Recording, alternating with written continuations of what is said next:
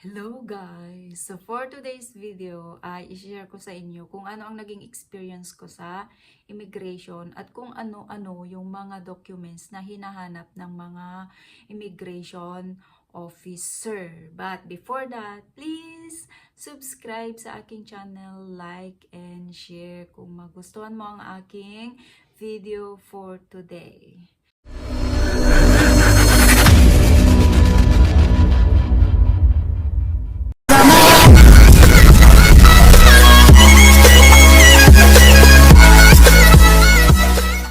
So, ayan guys, habang ako'y nagtatahi,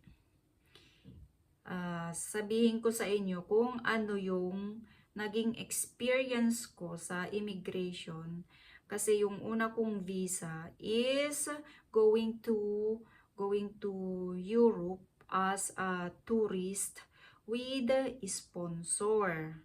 So, i-share ko sa inyo para malaman nyo kung ano yung mga tinatanong sa immigration para makapag-ready kayo.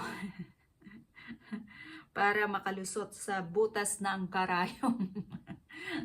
So, ayan nga guys. Madali lang naman yung mga itatanong doon. Basta, kumpleto ka sa documents. Wala namang problema kapag kumpleto ka sa documents. Pero kapag may lacking ka sa documents, ayun, magkakaroon ka talaga ng problema. At kung meron kang record sa pag-alis at pag-pasok ng bansa, ayun, magkakaroon ka talaga ng red flag.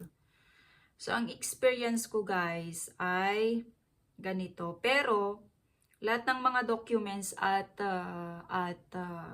supporting documents ng aking sponsor is dala-dala ko. So, nagtanong din ako sa mga kakilala ko kung ano yung mga dapat na dalhin para hindi ako magka-problema sa immigration. So, yung iba, syempre, hindi kumpleto yung mga ibinigay na informasyon. Kaya ang ginawa ko is lahat ng mga present ko nung nag-apply ako ng visa ay dinala ko. So, ayan. So, pagpasok mo sa immigration, so pupunta ka sa unang officer, dun sa unang booth. So, ang unang hanapin sa'yo, ibigay mo yung passport mo. So, ang unang titignan doon is yung visa. Visa tsaka passport. Ayan na, magtatanong na si officer sa'yo. Ang unang tatanungin sa'yo, anong gagawin mo? Anong gagawin mo sa ibang bansa? Yan. Pag mag-travel ka at mag-bakasyon lang, yun lang ang sasabihin mo. Kung bakasyon, bakasyon lang. Wala nang iba. Kasi kapag sasagot ka ng iba, mas maraming tanong. So, kailangan direct to the point ka. Yun lang at kung ano yung hanapin sa'yo, yun lang ang ipipresent mo. Huwag mong ibigay lahat-lahat ng mga dala mo kasi kung ano yung present mo, yun din ang tanong na ibibigay sa'yo. So, ang unang tanong sa akin, ayun, anong gagawin mo sa ibang bansa? Magbabakasyon. Tapos, ilang araw ka doon? Kahit na tinitignan na yung passport mo, tatanungin pa rin yan sa'yo, ilang araw ka doon? O, pag 25 days lang, sabihin mo, kung ano yung nasa passport mo, yun lang ang isasagutin, yun ang isasabihin mo. Tapos, may return ticket ka ba? Tatanungin sa'yo yun, may return ticket ka ba? Bigay mo yung return ticket mo. Tapos, ang susunod na tanong, first timer ka ba? Yan. Kasi ganyan yung tanong sa akin. First timer ka ba? First time mo bang umalis ng bansa? Yes or no lang naman ang sagot doon. Pag sinabi mong first timer, yes, nagasulat na yan si officer. Sinusulat na doon sa sa papel na first timer ka. Tapos, ang next na tatanungin sa'yo, may trabaho ka ba dito sa Pilipinas? Pag may trabaho ka, sabihin mo lang, opo.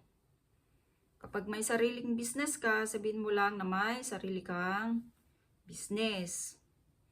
Tapos, pagkatapos nilang tinanong sa akin yon, kasi nga first time kong umalis ng bansa, pinapunta na kaagad ako sa second officer, sa second na mag-interview. Ngayon, nag-fill up ako ng form. Sulat mo lahat doon ng information mo. Andun din nakasulat kung magkano ang ginastos mo sa pag-process ng visa at kung magkano ang dala mong pera. Kailangan mong ilagay doon. Tapos, pupunta ka na doon. Pagkatapos mong may fill upan yung form, pumunta ka na doon sa officer. Tapos, yan na. Magtatanong na yung officer. Ulitin lang naman niya yung tanong doon sa unang officer na nag-interview sa'yo. Ilang araw ka doon? Anong gagawin mo doon? Sinong bibisitahin mo doon? Pag sinabi mong sponsor ka, kailangan mong i-present yung supporting documents ng iyong sponsor. Yung passport copy niya, ID, tapos bank statement. Yon ang hinahanap. Ngayon, ang susunod na tanungin dyan sa'yo is kung may trabaho ka. Kung may trabaho ka, i-present mo lahat yung mga documents na about sa trabaho mo. Tapos, kapag may sarili kang business, kailangan mong i-present yung DTI, yung mayor's permit, BIR, tapos DTI. Kasi i-check nila yan kung talagang registered yung business mo. Kasi ganun ang ginawa sa akin. Tapos, kapag na-present mo na yun lahat, proof naman. Kasi pag sponsor ka ng boyfriend mo, proof naman ang hilingin sa'yo. Yung mga picture ninyong dalawa na nagpapatunay na magkasintahan kayo. So, picture ang hanapin, yung latest na picture. At hindi lang latest, kailangan may date. Kasi titignan talaga nila kung talagang latest yung picture na yon. May date at time pa. Kailangan i-screenshot dun sa cellphone mo. So, pinaka-importante, meron kang wifi. Kasi, yung screenshot na yon ipapasa mo sa kanila. Tapos, pagkatapos nun, tatanungin nila sa'yo, halongkatin nila lahat yan, tatanungin nila sa'yo kung binisita ka na niya dito sa Pilipinas, kung ilang ulit na siyang pumunta sa Pilipinas, ilang ulit na kayong nag-meet. Lahat yun tatanungin sa immigration kung sponsor mo is yung BF mo. At tapos, kung anong tawag doon? Di ba tourist ka? Tatanungin sa'yo, may balak ka bang magpakasal doon? Kung may balak ka, huwag mong sasabihin na may balak ka. Sabihin mo na wala. Kasi kapag sinabi mong may balak ka, red flag. Hindi ka papalusutin. Hindi ka paalisin ng bansa. Kasi yung visa mo is magtutur ka lang, hindi magpapakasal. So, medyo maigpit sila. Yung sa akin, tinanong din nila sa akin kung meron akong property sa Pilipinas, kung meron akong mga sasakyan na nakapangalan sa akin. So, yung sa akin is property. Ngayon, ang nakakaloka, hinanap pa ng officer sa akin yung deed of sale ng aking lupa. O, diba? Ang sagot ko lang doon, ma'am, wala po akong copy ng aking deed of sale. Ang copy lang na meron ako is yung aking titulo. Ayan. Kasi titignan nila kung talagang meron kang anong tawag doon? meron ka talagang uuwian dito sa Pilipinas. So, ganyan sila kahigpit. Inuusisan nila lahat yan. So, next na gagawin nila yan, kapag na-present mo naman yon, tatanggapin naman nila, wala nang kesyo-kesyo kapag sinabi mong ganon. Kasi ganon man yung sagot ko. Tapos, tinignan yung record ko, yung paglabas at pagbalik dito sa Pilipinas. So, dati akong OFW. So, nakita niya doon, tinanong lang sa akin, anong bansa ang una mong pinuntahan? Ano yung last? Ayan, makikita nila doon sa system. So, wag kang magkakamali doon. So, ayan, sinabi ko doon, Saudi Arabia, pang-last ang Hong Kong, ganon.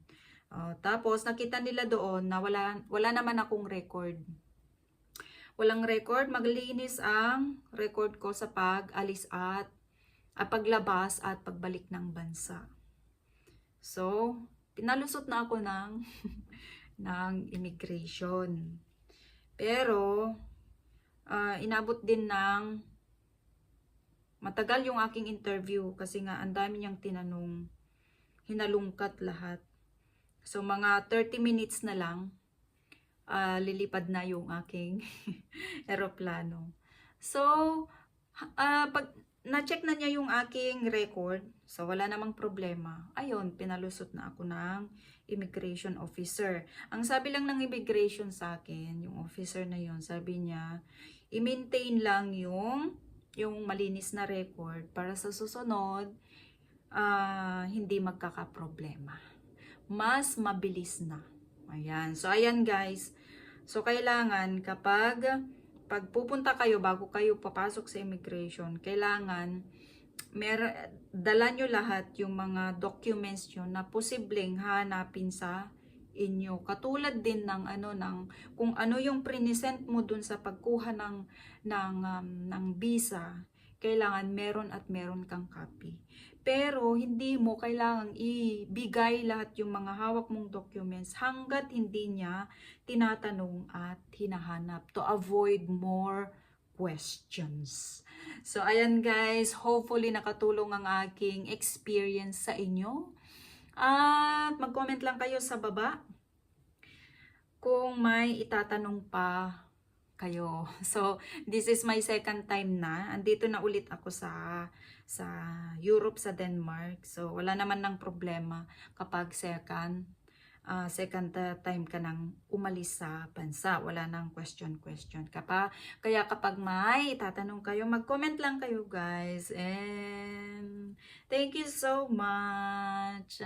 Hanggang sa susunod na video.